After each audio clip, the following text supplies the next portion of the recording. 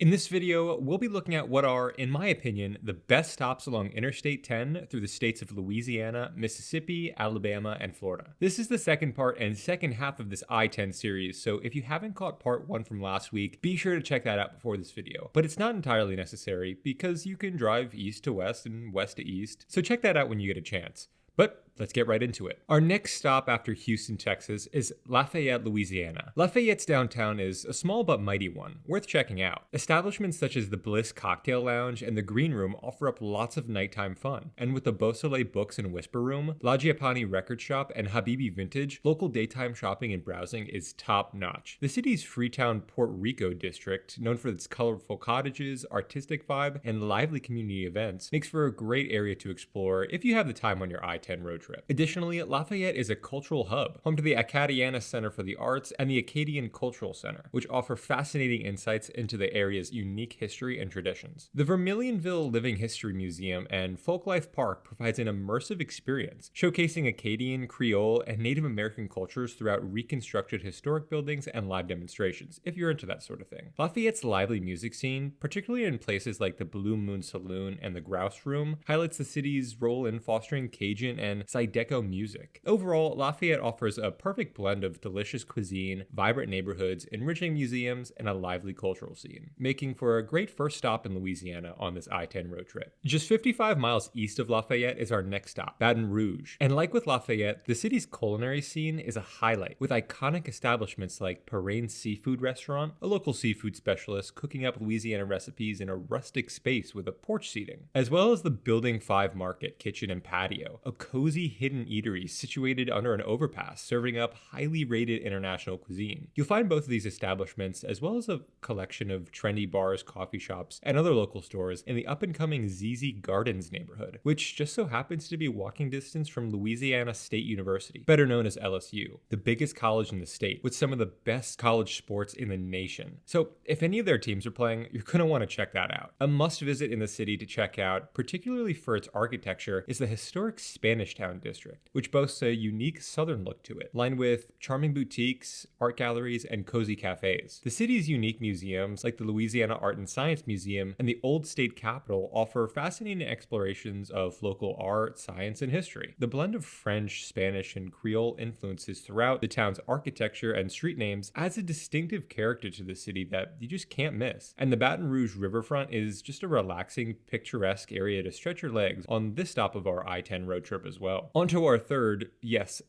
stop in the state of Louisiana. It's the historic city of New Orleans. Now, whether you say it New Orleans or New Orleans, it's just a great road trip stop, and there's just so much to do and see. This is one of those stops that I definitely recommend staying at for more than just a day. But let's start with the city's vast collection of museums. It's difficult because there are just so many must visits that aren't like anywhere else in the US, like the Sazerac House Museum. If you're unfamiliar, the Sazerac is a local variation of cognac or whiskey cocktails, originally from New Orleans. The Sazerac House Museum is an immersive experience that offers tastings and exhibits on the history of New Orleans cocktail culture, including the Sazerac. It's really one of a kind. Sharing themes with the aforementioned, the nearby Southern Food and Beverage Museum is dedicated to preserving all things food and beverage in the Deep South. Here, you can uncover hidden histories of local favorites like Louisiana's own Popeye's chicken, red beans and rice, gumbo, Southern Bananas Foster. Eating in New Orleans is an experience all on its own. The city's renowned culinary history is dotted with iconic restaurants like Commander's Palace, serving up delectable Creole and Cajun dishes, as well as Napoleon House in the French Quarter, serving up moufaletas, po' boys, and other Creole staples in a 1914 house with a palm-filled courtyard. Neighborhoods like the historic French Quarter and artsy hipster warehouse district showcase colorful architecture, lively street performers, and an array of eclectic shops and galleries. Even visiting the city just for a day can be immersive, as New Orleans' unique blend of African, French, Spanish, and Creole heritage is evident in the historic sights, smells, and sounds all around you. And definitely be sure to take a stroll along Magazine Street from start to finish, as there's just so much going on there as well in the form of shopping, dining, and leisurely activities. New Orleans deserves much more than a day, but if you only have one or two, those stops definitely have the baseline covered. Our next stop is the city of Fairhope, Alabama. A bit off the interstate, but well worth it. Fairhope is a special town in a state with surprisingly a lot of underrated cities. Definitely will be exploring those in future videos for sure as well. But to start with, in 2019, the New York Times termed Fairhope to be a southern town that's been holding on to its charm for more than a century. And in 2024, that still rings true. Fairhope Ave and Section Street, known as the Fairhope French Quarter, are aligned with that New Orleans Creole-style architecture, as well as various unique, colorful cottages and even more industrial adaptive reuse buildings. It's really just a stunning backdrop for a city that I hadn't heard a lot about before doing my research for this video, and it's clearly not being talked about enough. The downtown is packed with delectable eats, such as Panini Pete's, known for its outstanding sandwiches, and Sunset Point at Fly Creek Marina, offering waterfront dining and stunning sunset views. The Fairhope Museum of History offers a fascinating glimpse into the town's past, while the Eastern Shore Art Center showcases local and regional artistic talents. Fairhope also has a plethora of parks, green spaces, and even bayfront beaches, perfect for unwinding after a long day of driving.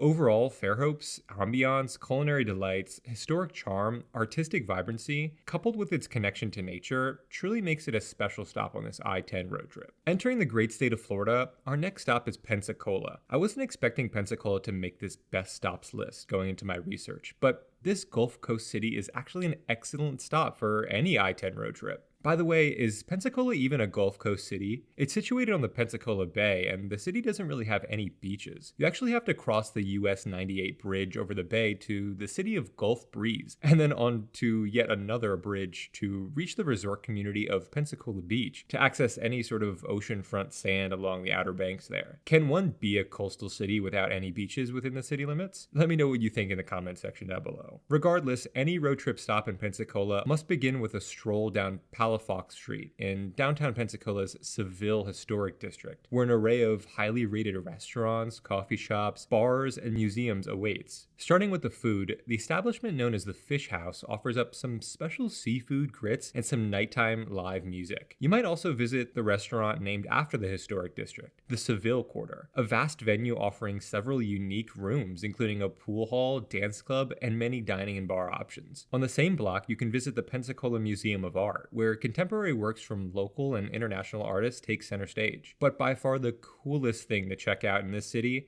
is the historic Pensacola Village, an 8.5-acre historic downtown area with 28 preserved buildings and museums from colonial times to World War II. And the architecture alone is worth the price of admission, which is free because it's on a public street. But seriously, this is a must for any history enthusiast stopping through the city. And be sure to check out the East Hill neighborhood, which is characterized by its tree-lined streets, historic homes, and the ridiculously good beer garden and kitchen known as the Burrow. The food here looks and sounds incredibly good, well deserving of its Google 5-star status. Pensacola is a great, rapidly developing city that makes for an excellent stop on this I-10 road trip. Now, between Pensacola and our final stop, I'll go ahead and throw in an honorable mention to Tallahassee, Florida. Having grown up in Florida, you always hear Tallahassee being referred to as Talla-nasty. I hope the comments will fill me in on if that's still true or if the city has turned a new corner, but the city has been doing one thing right lately, at least as far as I can tell, and that's the adaptive reuse and overall redevelopment of the All Saints neighborhood, particularly the Railroad Square Arts District. What it is a World War II era warehouse park turned into an arts district with more than 70 shops, galleries, and small businesses. It's known for its small, locally owned shops, working artist studios, and alternative art scene. Apparently, it's situated on the site of the former lumber company's shipping headquarters, and most of the warehouses were originally constructed in the 1940s, so it's definitely the coolest thing going on in Tallahassee right now. And best of all, it's located only a short distance from Florida State University, one of the state's premier higher education institutions, definitely worth a visit in itself. And finally, we reach our last stop on this I-10 road trip series, Jacksonville, Florida. And the city stands out as a unique road trip stop for a multitude of reasons. First and foremost, its diverse culinary scene. The food here is impeccable. From the upscale elegance of Orsay to the quirky charm of Maple Street Biscuit Company, there's something to satisfy every palate, really. Trendy neighborhoods like Riverside and San Marco boast a blend of historic architecture, boutiques, and vibrant street art, providing a picturesque backdrop for exploration. The city's cultural richness is exemplified by its unique museums, such as the Kummer Museum of Art and Gardens, where visitors can enjoy both world-class art collections and scenic riverfront landscapes. For a taste of local history, the Kingsley Plantation offers insight into Florida's plantation era. Hemming Park, located in the heart of downtown, serves as a central hub for community events and green spaces, adding to the city's overall appeal. Jacksonville's proximity to the Atlantic Ocean enhances its allure, with stunning beaches like Jacksonville Beach and Atlantic Beach providing a perfect retreat for relaxation and water activities. The Riverside Arts Market showcases the city's creative spirit, featuring local artists, musicians, and artisans every Saturday. The city's cultural vibrancy extends to events like Jacksonville's Jazz Festival, drawing music enthusiasts from all over. Overall, Jacksonville's eclectic blend of dining, really cool neighborhoods, museums, vast parks, stunning beaches, and cultural events make it a standout destination for any road trip, whether you're ending or starting here. So that's it. Let me know down in the comments below if I missed anything or if you've been to any of the places on this leg of the I-10 road trip. That's all for now, and I'll see you next week on Town, City, State.